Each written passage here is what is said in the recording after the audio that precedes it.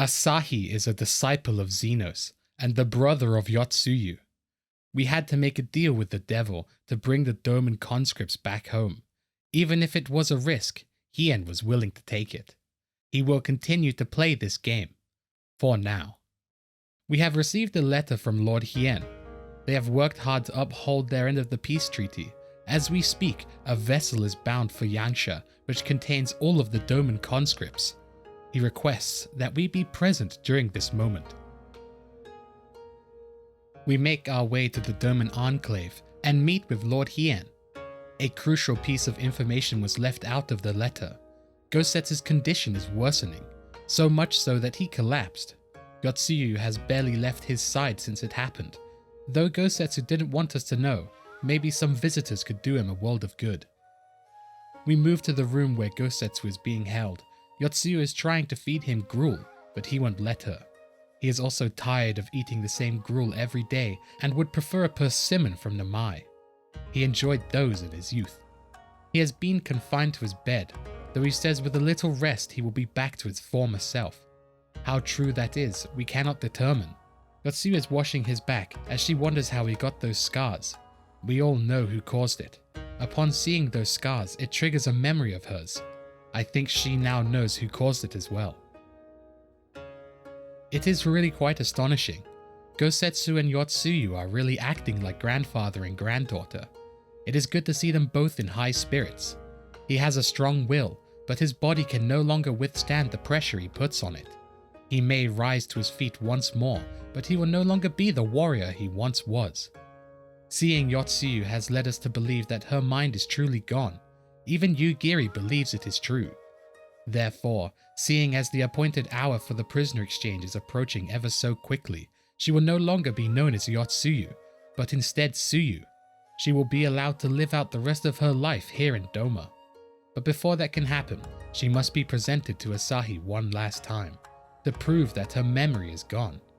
Hien would like our help in arranging this meeting, out of the sight of his countrymen. Just as we were awaiting the Garlean's arrival, it seems that Tsuyu has gone missing. We interrogate the residents of Yuzuku Manor to see if they have seen her. A Namazu named Gyoko tells us that he spotted her during his fishing trip. She was heading northeastward, and if we hurry, we may catch up to her. We keep searching and searching, but we are unable to find her. All that remains is the white-brimmed hat she was wearing in Sakazuki. Hien and Yugiri happen to find the same place we found. It seems like she's heading straight for Namai. If she is spotted by the villagers, then it will not end well. Luckily, we managed to spot Tsuyu in Namai, but not before the people see her face. She came to buy Gosetsu a persimmon, but nobody will give her the time of day. They are fleeing upon seeing her. The villagers are afraid. Her spirit has returned. She has come back from the dead to seek revenge. Tsuyu does not know why they look at her with such hatred. As she looks towards Issei's face, another memory resurfaces of her looking down on him as he grovels on the floor. Her memories are still disorganized. She does not know what she did, which causes him to shout back in rage, as if she doesn't know. Before things can get nasty, we intervene the crowd and tell the people that they can be at ease because they have naught to fear. Issei is the first one to speak up. What is that monster doing here? They told us she was dead. We were all surprised when we learned of her survival. It would seem that the kami has something in store for her instead. Both she and Gosetsu were spared, but for her preservation, she lost her memories. The villagers do not believe her. You're saying she's forgotten everything she's done. Lies. Lies, my lord. She would say anything to escape punishment. What does it matter? We have not forgotten her crimes. We demand justice. Tsuyu is slowly realizing that these pictures that are appearing in her head aren't just fantasies, but reality. She did things to these people that cannot be forgotten, nor forgiven. Before losing her memory, she was a monster. She starts to break down crying. She grovels on the floor, begging for forgiveness. The people won't forgive her for what she's done, but for some reason, Azami, Issei's little sister, walks towards her and tells her that there's no need to cry. She hands her a persimmon, the whole reason she came here in the first place. Azami looks at her with such empathy. Can't you see how scared she is? How can you be scared of her? She's not the same anymore. The crowd is less aggressive, but no less agreeing. They will restrain themselves for now. Maybe Hien is truly speaking the truth. While her memories are gone, she will be known as Tsuyu. She will never visit here unannounced again, and she will live out the rest of her days under his surveillance. As their lord, Hien asks that they leave her fate in his hands and suffer her to life. For now. Begrudgingly, the people of Namai will keep peace. Hien is free to do what he wants. This would have been better avoided, but at least it did not end in bloodshed. Now that we have located Tsuyu, we can bring her to Asahi and Castrum Fluminis. Just as he said, he brought the Doman people on his airship. He is a man of his word, and it's that same reason we brought Tsuyu here, so that he can see she is of fine health, though her mind is still gone. Asahi can see that, but in anticipation that her mind wouldn't return, he took the liberty of inviting some special guests. He raises his hand, and they bring out two old Doman people. They are her foster parents. Upon seeing their faces, she clutches her head in pain. Her memories start to resurface again, as she remembers all the times her mother berated her, as Asahi watched from behind her. Is there something wrong, dear sister? These are our beloved parents. Does the sight of them not bring back sweet childhood memories? Again, another memory resurfaces of her father readying himself to hit her. Asahi watches it happen, doing nothing about it. She collapses on the floor as the mirror he gave her falls out of her pocket, along with the persimmon she got from Namai. Looking at it, it reminds her that she got this for Gosetsu. She has to take this to Gosetsu. Asahi sighs. It seems that his little surprise wasn't sufficient enough to do anything. Hien glares at him, but he does not need to do that. He only did what any loving son would do for his family. But he is content with leaving her in his care. Treat her as you would any other daughter of Doma. Asahi grabs the mirror off of the floor. As he does that, he whispers into her ear, "Do not grow too fond of this place, dear sister. You will come back to us soon." Tsuyu slowly leaves with one thing on her mind. I must give this persimmon to Gosetsu. Yugiri follows her out. The prisoner exchange will now continue as planned. They will await us across the river, with the conscripts in hand. We must bring our captives along with us. We know better than to trust Asahi, but that was a dirty trick. We return to Sakazuki to tell Gosetsu of Tsuyu's fate. He recounts what happened when Tsuyu returned. Her eyes were red from weeping. She spoke not a single word. She just peeled the persimmon she brought for him. She then claimed weariness and went to her room. He asks what happened to her to cause her to be so upset. Asahi brought her foster parents to the meeting in an attempt to restore Yotsuyu to her senses. Their presence brought her distress, but she seemed unaffected by it. Her distress was not unwarranted. She was mistreated as a child by them. A cruel trick to use her tormentors against her like that, knowing it would cause her great pain. Asahi is not a great person, but he has agreed to let her stay in Doma. We must return the prisoners to him without delay and finally bring the people of Doma home. Alphinuad mentions that they placed crates around the meeting, which he suspects the Imperials might be up to something. Therefore, we must be on our guard for any acts of treachery. A maidservant interrupts our meeting, telling us that Tsuyu is yet again gone. Hien organizes search parties to try and locate her. The atmosphere around this disappearance feels off. Last time, the reason for her leaving was innocent, but now with Asahi bringing so many memories back to the surface, we need to find her. We aren't able to find Tsuyu, but we hear cries for help from an old man who has been beaten and lies next to his dead wife. Upon closer inspection, they are Tsuyu's foster parents. Reaching towards him activates our echo and grants us a vision. In this vision, we see Tsuyu running through the Doman enclave. She is clearly distressed over the memories that are resurfacing. She tried to play it off. Maybe we wouldn't notice that her memories have actually returned, but she can't. Instead, she takes out a blade which she was concealing within her sleeve. She unsheaths it and places it against her neck. She says, with tears welling up in her eyes, that she will not suffer his kindness anymore. Not after what she did to him. She was committed to go through it until she is spotted by none other than her foster parents. It is quite unfortunate for her to run into her parents right now. Her stepmother yells at her. Yotsuyu was the bane of their existence, a font of misery. She couldn't even do them the simple courtesy of dying. Instead, she had to live and taint them with the shame of her failure. They had a perfect life in the capital, and now they are making them wallow in this muddy ruin like common swine. We don't deserve this. Her stepfather stops her, telling her that this won't do. The girl doesn't even remember us, so there's no point in berating her. Time would be better spent trying to figure out how to survive this predicament. He walks towards Tsuyu, looking at her face. He smiles.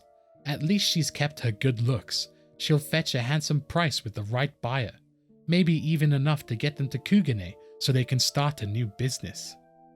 Suddenly Tsuyu, or rather Yotsuyu, bursts out in maniacal laughter.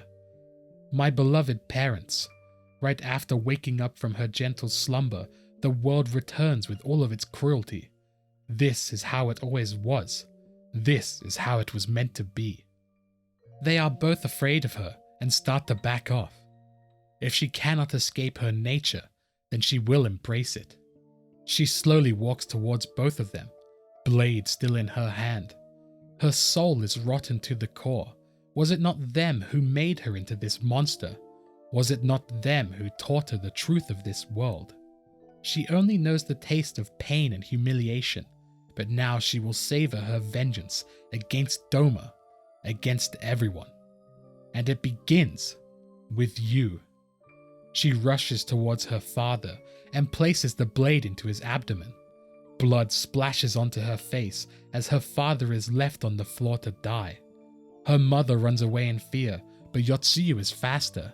She pierces her mother's back. She falls to the ground, dead. All Yotsuyu can do is look towards the blade, until her thoughts are interrupted by the sounds of applause. It is none other than Asahi, who watched all of this unfold from afar, just like he did in the past. Well done, dear sister. Did I not say you would come back to us? Dearest brother, what a surprise. He was always a cold-blooded little worm. I bet he sent his parents to their death without a second thought. It is her dagger which drips with their blood. To be honest, he didn't think she had the strength to slay them in a single thrust each. Impressive. But she cannot be satisfied with murdering a pair of elders. She yearns for a deeper vengeance, and the power to see it through. In the end, Asahi returns the moon-shaped mirror back to Yotsuyu, the one he gave her in private when he first saw her, the one she was given by Garlemald for being a courtesan spy. Our vision ends here. We awake from our vision. We are at a loss for words after what we have just witnessed. Her father lets out his last breath right in front of us. Not too long after, Hien finds us surrounded by the bodies of the Naiuris. We tell him of the terror we saw unfold from this man's vision. Hien blames himself. He knew of the risks, and yet he still did nothing. We cannot be sure what Asahi wants with Yotsuyu, and why it was so important that he was willing to sacrifice his parents' lives. All we know is that we need to be careful. Treachery is amiss. Come, let us gather the others to discuss what we know. Yotsuyu has regained her memories, which means we are to surrender her to the Garleans, though what we cannot accept is the lengths Asahi went to achieve this outcome. He is not to be trusted. He keeps overstepping his boundaries. We believe it is less than likely that this negotiation will end peacefully. What we fear is the safety of the Doman conscripts. We must ask Rasho for his aid so we can use one of their Sekibune. At first they were not really keen on helping us, as they only did it last time because our goals aligned. That is until Hien tells them that they are free to recruit conscripts that have no family to return home to. The Confederacy is severely lacking in personnel, considering that the Ruby Sea is now bustling with ships. They do not have the people to tax them all. Therefore, Rasha agrees to this deal. We will have our ship. With our contingency plan set in place, we are now able to continue on with the prisoner exchange. We use the Confederacy's ship to sail to Castrum Fluminis and meet Asahi within. We notice that yet again the boxes are present in our meeting. Hien questions their reason for bringing them everywhere, to which Asahi says that they are supply crates full of materials to aid in the restoration of Doma. How very generous of them. We were also surprised that one of our captives had delivered themselves into his custody ahead of time. Yotsuyu makes herself known, asking if Hien is referring to her. The orphan of the Nayuri, the widow of the Sashi High, the acting viceroy of Doma. His people are hers to govern, hers to punish. So her mind has truly been restored. Well, she is now free to return to Garlemald with Asahi. However, her authority as viceroy is no longer recognized here. She takes a puff from her pipe. Her position isn't his to decide. All who resist the rule of the Empire shall be purged. This was the order given to her by Lord Zenos himself. She will reign here in this pestilent swamp until all of them have been broken. She takes out the Garlean mirror and raises it towards the sky. This land shall know no dawn.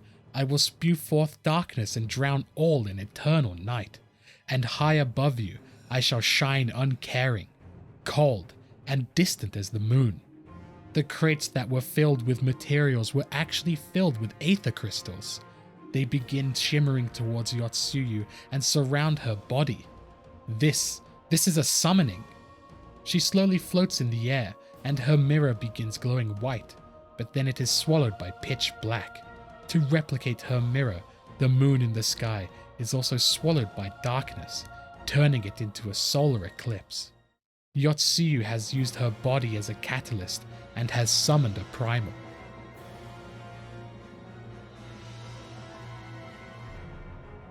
Asahi runs away and tells Maxima that the Doman citizen has called forth an icon. This is in direct violation with our primary agreement. The negotiations have failed. Abandon the captives and make preparations to withdraw. Maxima looks at him in horror, questioning his orders, to which Asahi snaps back that he cannot disobey him. To disobey him would be akin to disobeying the Emperor. Make preparations to withdraw. Now! Asahi and his men run with their tails between their legs. We prepare to fight Yotsuyu and tell Hien to make a strategic withdrawal. He will withdraw, but not without his countrymen. They will make sure every soul is accounted for as we stay behind to fight. The silence is interrupted by the primal speaking. She knew we would not flee. She can now see the strength which flows through us, but she has become Tsukuyomi, goddess of the moon and divinity of the night. What power can compare to such celestial majesty? She will plunge all she despises into darkness. In that black abyss, even our light shall flicker and fall. Let us look upon the fate of Doma. She sees a future in which the sun sets on this wretched land once and for all. A battle breaks out between us and Tsukuyomi.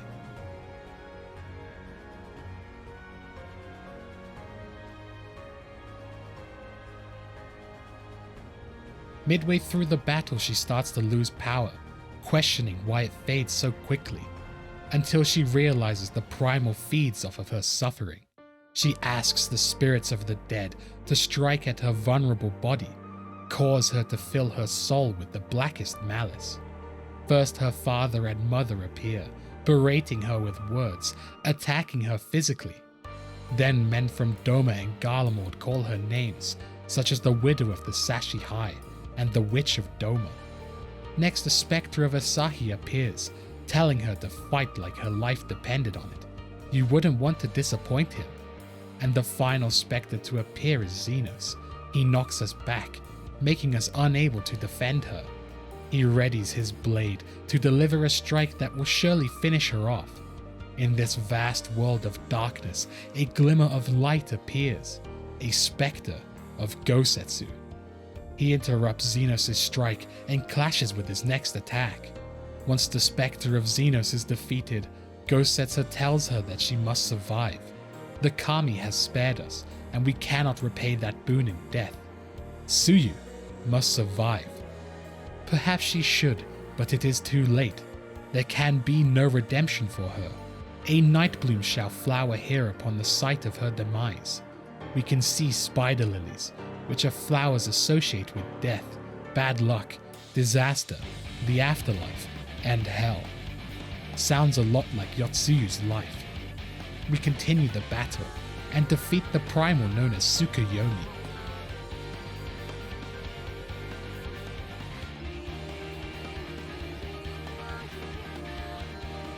Upon her defeat, Yotsuyu returns to her original form, though her hair is pale white and half of her outfit is white too, to match how it looked when she was Tsukuyomi.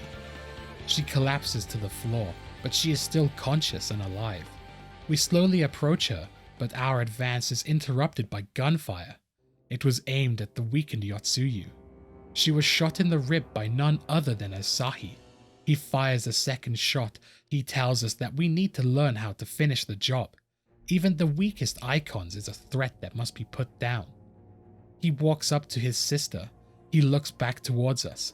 Why are we being so hostile? These beings are sworn enemies of the Empire.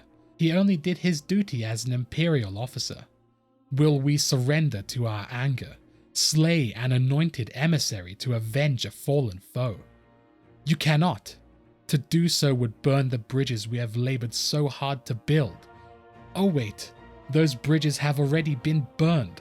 A Doman woman has summoned a primal. The Empire cannot ally itself with a nation that doesn't renounce it. He starts bursting out in laughter. It is taking everything we have to hold back our hatred for him. Everything has been set up since the beginning. They never wanted peace between us. He looks to the floor, relenting that the power bestowed to Yotsuyu should have been his. He would have made a better viceroy than her. No one alive loves him more than him. Instead, this harlot betrayed his trust. Useless piece of filth. Worthless whore. Each time he finishes a sentence, he kicks Yotsuyu in the rib, precisely where he shot her. He places his foot on her head, but suddenly, he gasps in pain. He is slowly raised off of the floor. Yotsuyu works up the strength to speak, to thank her brother for giving her the gift of vengeance. Yotsuyu forges two katanas. One is colored white and one is colored black, and both of them have impaled Asahi's abdomen. The people ignore the corruption which festers beneath the surface. They cast aside that which is dirty and broken. They speak not of things which would disrupt their dreary little lives. Like Asahi, they were always pretending not to see. He was the first she swore to kill. She pushes the blades deeper and deeper. Asahi's teeth chatter in response until blood uncontrollably erupts from his mouth. The blood lands onto her hand. For once, she is in pure bliss. She thought that her hunger was insatiable, but now she is satisfied. Asahi should be proud because she saved the last of her strength just for him. The two blades shatter and Asahi falls to the floor. We rush over to her. She is still alive, but barely. She asks us, "What's the matter?" The witch of Doman will soon be dead. Tsuyu deserved a kinder fate. Gosetsu will mourn you. Tsuyu's happiness wasn't meant to be, not in this world. He may mourn Tsuyu, but not her. She no longer has the strength to open her eyes, but a subtle smile appears on her face. In her last moments, she wonders, was the persimmon as sweet as he remembered? A bright light forms from Yotsuyu and it ascends upwards. Eventually it bursts as the primal's power returns to Aether, and Yotsuyu's life is no more. Though by some miracle, A physical body is left behind this time, leaving Gosetsu with something to mourn.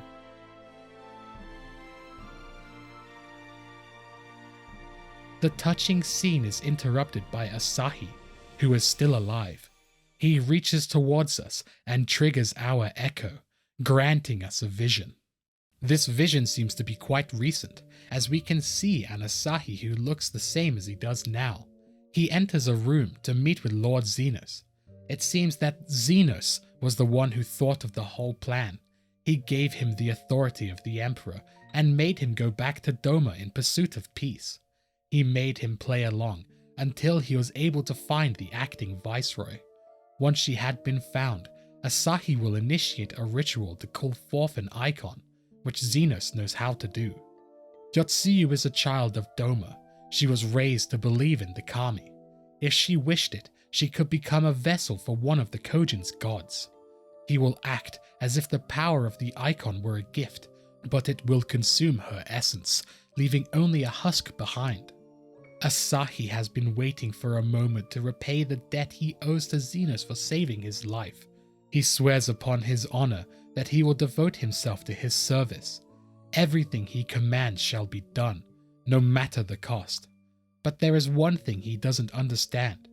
The Doman resistance is aided by a champion who will make short work of a single icon. The icon is only a message. The teachings of the Populares have spread throughout the city like wildfire. He wishes to remind them of the real threat they face. He will be the one who rings the warning bell. The salvation of this world will not be won through the signing of treaties. Asahi is someone who has always looked up to Zenos. Now that he has been given the opportunity to prove his worth, he would do anything to please him. We know that he would truly do any vile thing he asked of him. The vision ends here. We return from our vision. Asahi is still reaching out towards us. He gives us a warning that Zenos will come for us. He lets out a quiet cackle before he gives in to his wounds and draws his last breath. After his death, Hien and the others have returned, along with Gosetsu.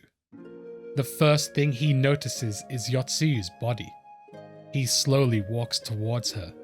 By the look on his face, he is devastated. She is gone. Why did the kami spare them, only to inflict this pain instead? Gosetsu hunches over, unable to control his tears as he weeps for his new-found granddaughter's demise.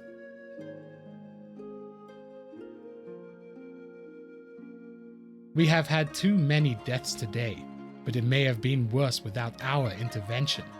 It had to be done. Peace with the Empire was beyond saving. We are processing what happened today until Maxima calls out to Hien. Maxima was one of the two guards sent to protect Asahi. He wanted to escape, but didn't. The negotiations haven't reached a satisfying conclusion.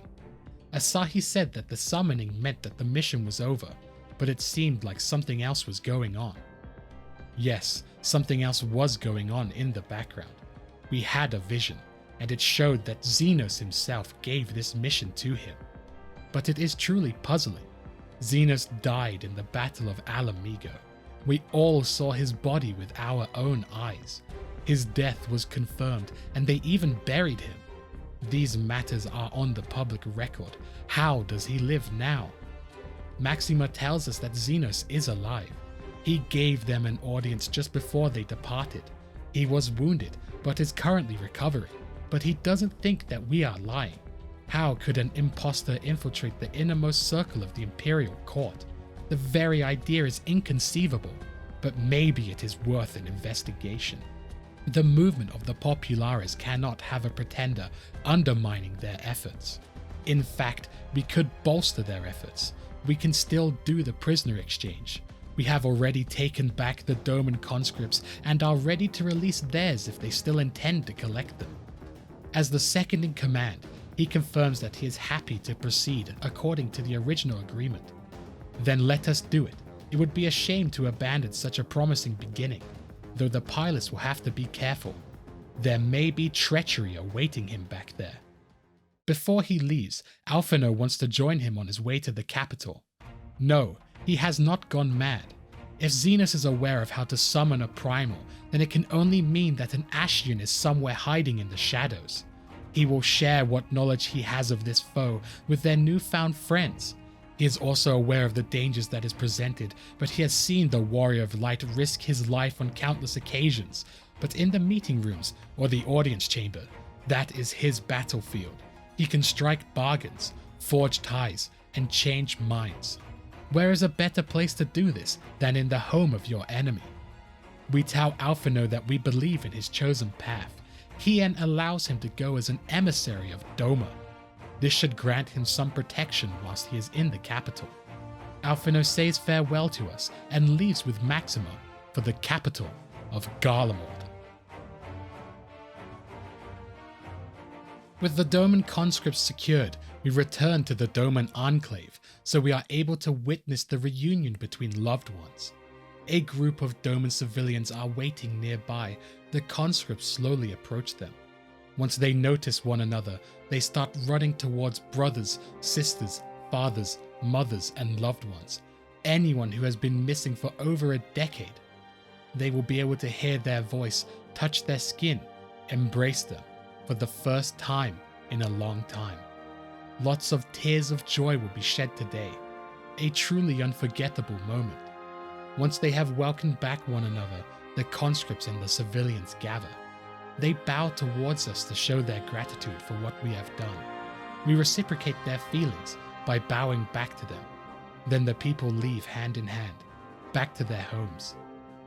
Gosetsu walks up behind us. Apparently he has been looking for all of us. He is wearing his original clothes he wore before he was lost at sea. He has also shaved his head. Gosetsu is old and frail. He isn't even able to hold up his blade anymore. Therefore, he will use the rest of his life to become a pilgrim. He will travel the lands, offering prayers for all of the souls who have left this life in suffering. This is something he has decided. All we can do is send him off with a smile and hope he has safe travels. He has faith that Hien will find the best path for Doman without him. He has earned his peace 1,000 times over. Hien will make a land where children laugh and none need to live in fear. There is no better way to honor those who went before. He gives us all one last look. He bows and then takes his leave, starting his new journey. Hien wants us to return to the Kien Khan to thank us for everything we have done. Without our laboring and efforts, he thought he would never see the day where the civilians and the conscripts were reunited. From the bottom of his heart, he thanks us. Have you ever wondered why Gosetsu showed such kindness to Yotsuyu? It is because of his past. His wife and daughter were killed during the invasion. When Yotsuyu turned childlike, it must have reminded him of the little girl he lost. After his family died, he devoted his life to servitude for his country. He suffered any and all hardship and strove beyond what any normal man could do. Tsuyu didn't replace his real daughter, but he had hoped that with her at his side, he may live out the rest of his days content with what he had. We do not know what the kami intended for Yotsuyu, but we do know that for a brief moment, a girl known as Tsuyu lived among us, and that she brought with her a whisper of respite for a grieving heart. We've done all we can here in Doma. Instead, we return to Rauga's Reach to tell Lise that we have proof that Zenos is still alive. She doesn't want to believe it, as he is dead and buried, but if you remember prior, somebody desecrated his grave. Thancred joins the meeting and offers that we look into his coffin to check if the body is still there. It has been buried in Bloodhoe. Nobody even thought to check if the coffin still had a person lying in it. Lifting the lid reveals that his body is not inside. An unknown resistance soldier watches us from afar as we find out that his corpse is missing. All he does is smile in response to it. The proof is right in front of us. There is no corpse, so the rumors must be true. We are starting to lean more towards an Ashian possessing the dead body of Zenos, something which Thancred is all too familiar with. Thancred will go and check if there was even a body buried here to begin with, and he was in fact dead. We will return to the Rising Stones to report to Y'shtola what we know. She is also inclined to believe that an Ashian is puppeteering his body. A doppelganger might fool his subordinates, but we won't be fooled unless it was his real body. Meanwhile, in the Imperial Palace, we spot Varys talking to Zenos. He is mad at him for summoning an icon, something the Garleans are against. Zenos pays him no mind. Everything is going according to plan. Every party is behaving exactly as required. His methods may seem extreme, but he works only to ensure the salvation of this star. The same soldier from earlier is found fiddling with a pile of Magitech equipment, specifically trying to make the sky armor start up. The Rogadin soldier demands an answer from him, to which the Elizan soldier stands up, glaring at him. He unsheaths his blade from his hip and stands in a stance that is quite reminiscent of Zenos. Without a second thought, he swings his blade and sends the Rogadin off of his feet, killing him instantly. The Elizan speaks. He has lost many things, but yet his mind is his own. There upon the stage he stood, prepared to take his final blow, only to find that it was not the finale, but an intermission. Shall I use this chance to repent my sins, embrace goodness and mediocrity? Nay, I think not. While the other one I yearn to face yet lives, the hunt must go on. He activates the sky armor and flies into the sky. His destination is unknown. There is nothing to be done but wait for word from Alphinuad, and Ashian's involvement is all but certain at this point. Meanwhile, on the Imperial Hypersonic Assault Craft 5025, Alphinuad is seen talking with Maxima. He wonders what lies below where they are currently flying. Maxima tells him that it is the Burn. It was once a verdant forest full of flora and fauna, but after repeated iconic summonings, the land was bled dry of all of its aether. Emperor Solus was the first to witness this blight and declared a decree that the icons were a threat to our very star's existence and ordered the eradication of all entities. Before Alphinuad can ponder the words he just heard, the airship shakes violently. We are currently under attack by Magitech armor. They aim straight for the airship's weak point and bring it down. Though everyone has survived the landing, people are injured. Leaving the airship brings them into a confrontation with these Imperial soldiers. Alphinuad is able to hold them off, but reinforcements arrive, and they aren't able to handle it anymore. He is almost killed by some sky armor, until an unknown man knocks it out of the sky with a bullet. We do not have the time to question their motives. The enemy of my enemy is my friend after all. With their intervention, they were able to fend off all the Imperials. One of the mercenaries is a Garlean, and he knows of the Scions. He has some small history with their order. The Imperials who were attacking us bore the insignia of the Emperor's personal guard. We know what their motive is, and if we were to make our way to the capital by foot, they would most likely be waiting for us there too. The mysterious men won't tell us their name, but they will show us their purpose. One of the mercenaries throws a mask to the floor. It is an Ashian's mask. They exist to hunt Ashians. He won't tell us his name, but he is known as the Shadow Hunter. They are allowed to come with them or stay here, but they must make their choice before more arrive.